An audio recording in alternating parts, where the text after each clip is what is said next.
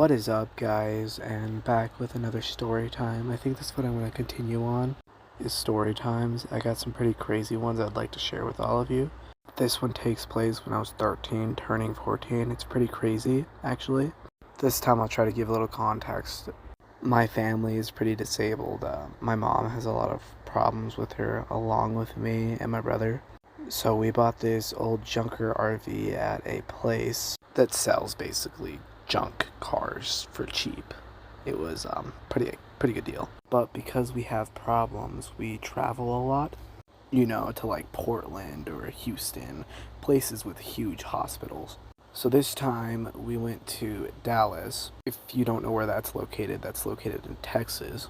And at the time we had our cousin with us. She was kind of a little bit slow in that matter. I'm slow myself, so I'm not trying to pick on anyone. But when she didn't get her way, she usually threw fits. And keep in mind, she was like 20 something. So on top of that, it was close to my sister's 4th birthday. So instead of celebrating it on the road and in an RV, we decided to get a Motel 6 room, that is, anyways. And we decided to stay there 3 days for my little sister's birthday. I should tell you that we had dogs, and that's why we picked a Motel 6. But one of my dogs had an accident on the bed, and the sheet was covered. So my brother goes down to get another sheet, and this lady was rude as hell. I mean, like, telling him that we can't get another sheet and shit. She was just a straight up grade A bitch. But we didn't let that ruin us, because we were on vacation, kind of. It was a medical trip, but we considered those vacations. And we ended up getting the fucking thing anyways, so it wasn't really a big deal. We stayed there a day before my sister's birthday. And then we were just going to pay another time to get that, rented. So we ended up getting the cake and stuff and coming back to the hotel. And by this time, it's like 9 o'clock, 10 o'clock, and we're calling it quits for today. So we got all her gifts and shit like that, and we went to sleep. Well, the next morning, my mother gets up to pay another room at 8 a.m., keep in mind. So she's groggy. We're not really morning people. And this bitch from before straight up puts us on a blacklist. If you don't know what a blacklist is, it's where you can't really rent a room or anything from that establishment. So basically, we couldn't pay another fucking room. And no matter how much we argued to get another room, we just couldn't, because the bitch wouldn't let us. So my mom was furious. We fucking packed up all the shit and got back in the RV. Like I said, the RV was a junker, so it had a really bad transmission fluid type leak. So we stopped at a place to get some more. Because of what happened and what happened that morning, my cousin was throwing a fit because she didn't get to go in the store. And my mom, not realizing it because she's got really bad anxiety, she bought the wrong transmission fluid. Of course, we didn't realize this until we already put it in. So we're driving down this road to find, I believe it was another motel or some shit. This is when I was 13, so I'm almost 18, so I don't remember a lot of it, but I remember quite a bit of it. But anyways, we're driving down the road, and the fucker stops vrooming. It just straight up stops us. So we pull to the side, and we realize what the fuck we just did.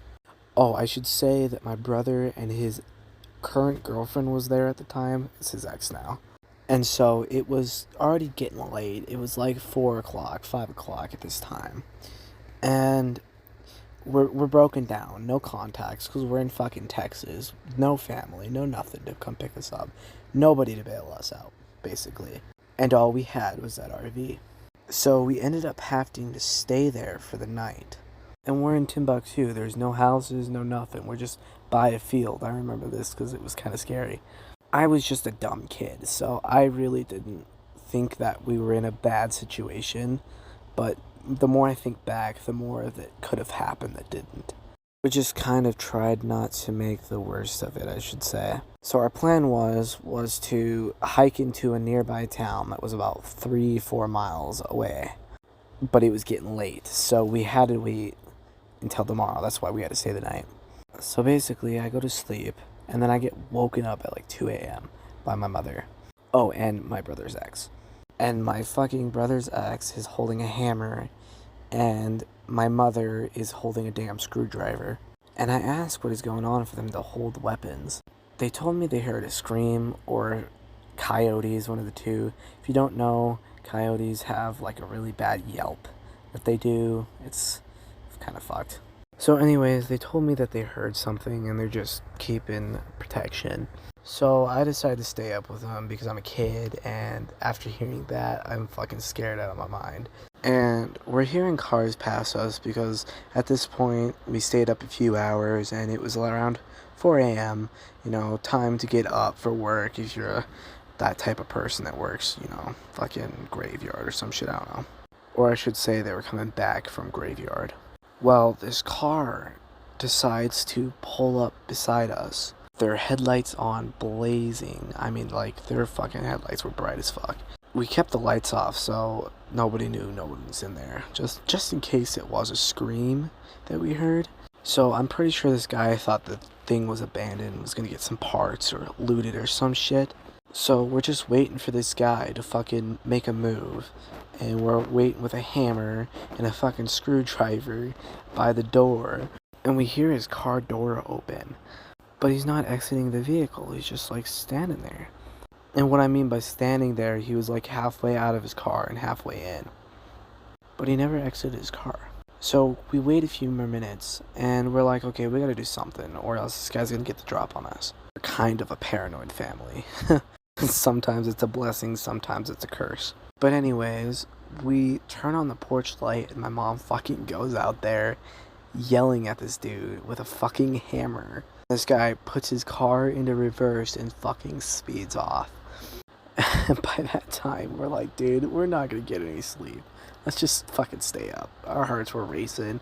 You know, this is like one of my scariest stories that I've ever encountered. But so at 5 or 6 a.m., me, my brother's ex, and my mother decided we were gonna hike in town to get some supplies to fix it, or at least try to. So my brother was gonna stay there and watch my little sister in the RV. Of course, my brother and my mother had connected phones. I didn't at the time because I was a little kid, but it was enough to stay in contact just in case something did happen while we were gone. So me, my brother's ex, and my mom headed off with a couple of backpacks, some water, and of course a weapon. I don't know why we took a weapon, but we took a weapon. And this whole walk, I'm thinking, how the hell are we gonna fix it, you know? Because we're not mechanics, we're not smart. We're just kind of a normal family. Or somewhat normal, I should say. So we're walking, and I strongly advise none of you do this, but we were desperate at the time. Somebody pulled over beside us and asked if we wanted a ride. So we're telling him why we are hitchhiking and what happened, and we're broken down and shit. Turns out this guy was pretty fucking nice. He had a good truck, and he was like, I can try to tow you guys out of there. So our whole mission changed from getting supplies to fix it to trying to get this guy to help us at least get out. And of course we were gonna help him, pay him and shit like that. And so we get this guy to help us at least a little bit. So we devised a plan, and we were driving illegally, okay? We didn't have a driver's license. So we got this guy to help us get a U-Haul so we can tow it. And so that's how that guy helped us, was to get a U-Haul. So we took all the stuff from our RV and put it in the U-Haul so we could tow it easier.